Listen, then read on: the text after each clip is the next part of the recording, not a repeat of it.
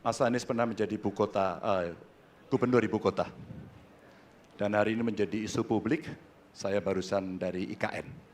Mas Anies, dengan berbagai kondisi yang ada di Jakarta, traffic jam, orang bermigrasi, bagaimana polusi yang terjadi, saya ingin dapat statement yang clear dari Mas Anies.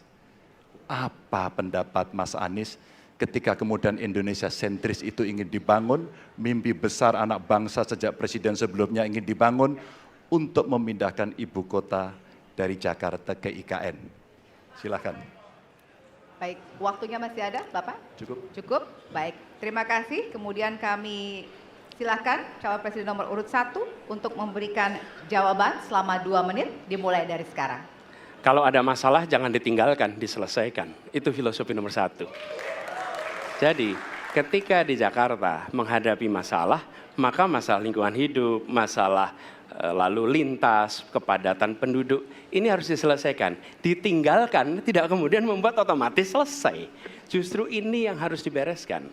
Kalau kami melihat, begitu kita bicara lalu lintas, kontribusi aparat sipil negara di dalam kemacetan itu hanya 4-7%. Jadi nggak akan mengurangi kemacetan di sini. Yang kedua, soal lingkungan hidup. Kalau yang pindah itu pemerintah, bisnis, keluarga masih tetap di sini, masih tetap ada masalah. Karena itu kami berpandangan, masalah yang di Jakarta harus diselesaikan dengan transportasi umum yang dibangun.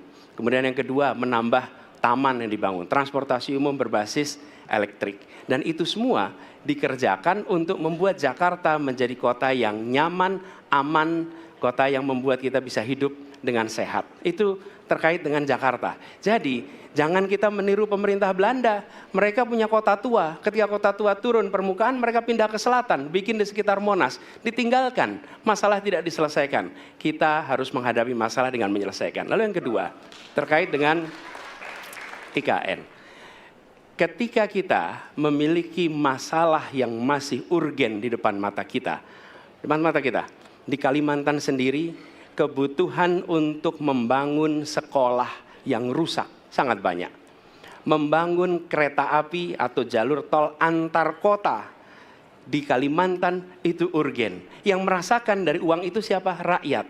Sementara yang kita kerjakan hanya membangun tempat untuk aparat sipil negara bekerja, bukan untuk rakyat dan bukan pusat perekonomian.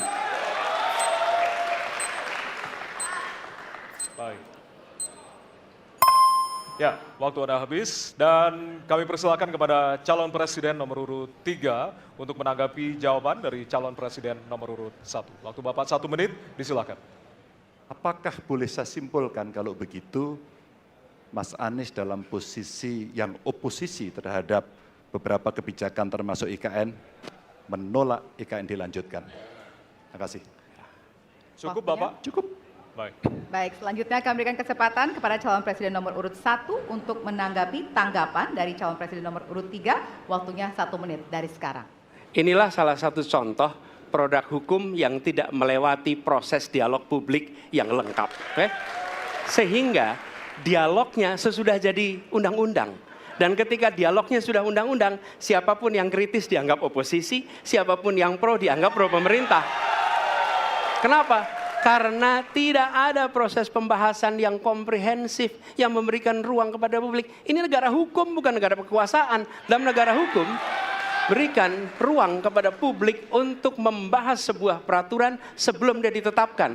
Tapi ini nada-nadanya seperti negara kekuasaan, di mana penguasa menentukan hukum. Dan kemudian dari situ kita berdebat pro kon. Kami melihat ada kebutuhan-kebutuhan urgen yang dibangun untuk rakyat. Kalau hari ini kita belum bisa menyiapkan pupuk lengkap, tapi pada saat yang sama kita membangun sebuah istana untuk presiden, di mana rasa keadilan kita? Oke. Waktunya sudah habis. Ya, dan kami masih ada 1 segmen lagi. Untuk itu kami persilakan kepada Bapak-Bapak untuk